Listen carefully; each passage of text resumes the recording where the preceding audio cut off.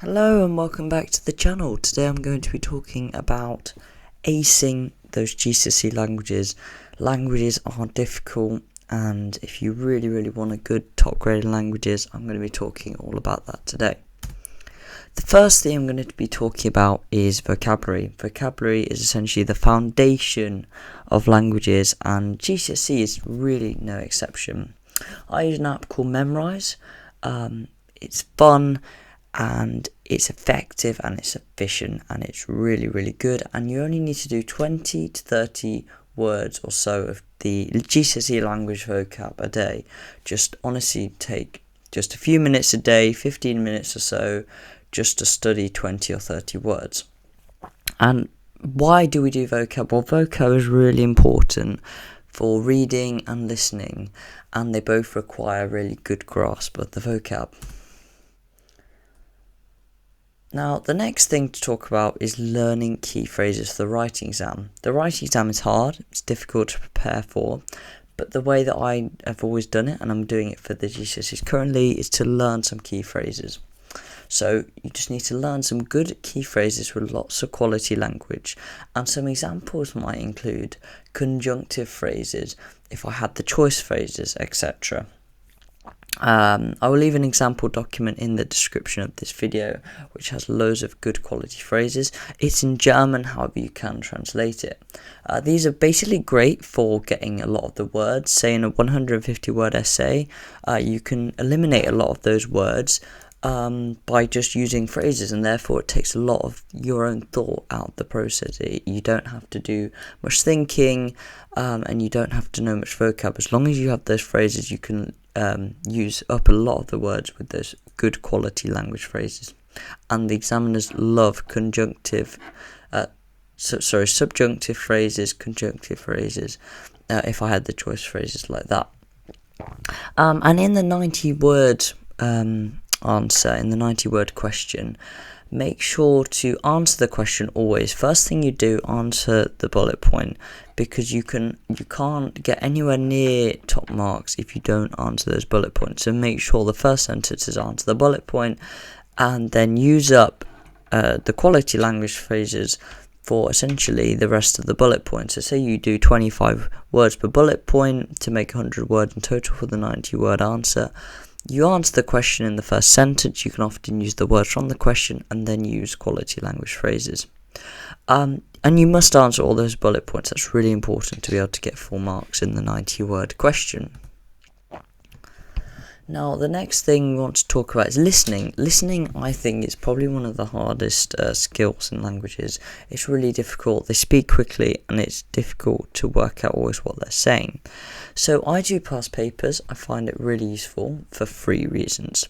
First of all, it enables you to practice hearing the words so that you can identify each word separately and then translate the sentence in your head. So if you can identify those words separately, you can then translate that sentence and work out exactly what they're saying. They use the common vocab repeatedly, so the more you do, the better. Essentially, they use the similar words over and over again, and if you get to grasp of those words, you'll know for the time it comes to your exam those important words. And then you can see the vocab that the examiners love to use. They use certain words a lot, and if you learn those words, then you'll be fine when it comes to the listening exam. The next thing is the speaking exam. So there's lots of things you can do for this. So the speaking exam is basically just learning lots of things. So make sure you start learning your general conversation answers well in advance.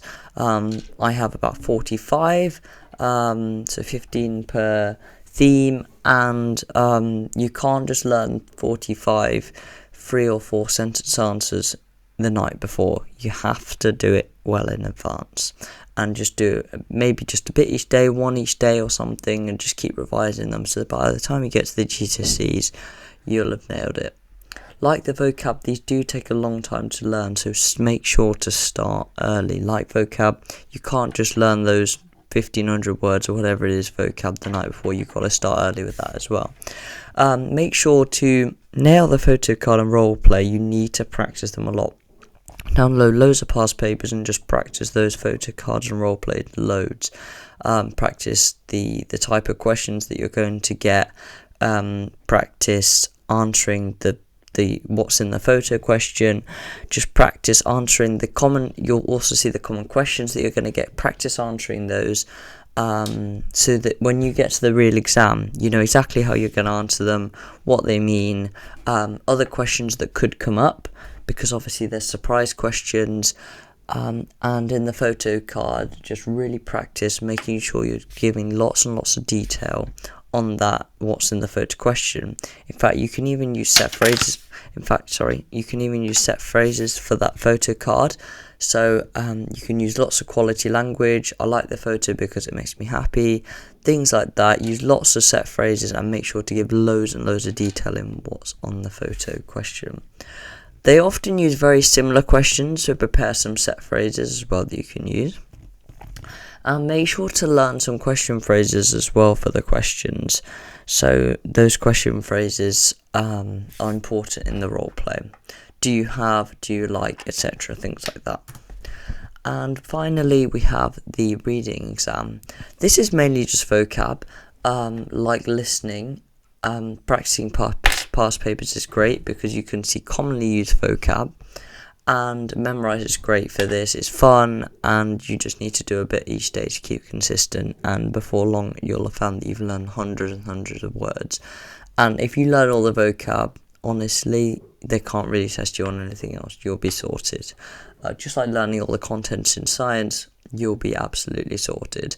And finally, just keep reviewing consistently, and you are well on your way for a great grade. If you just keep reviewing that vocab, make sure to get it learnt, and then just review it over and over again, an 8 or 9 is definitely possible for a lot of people.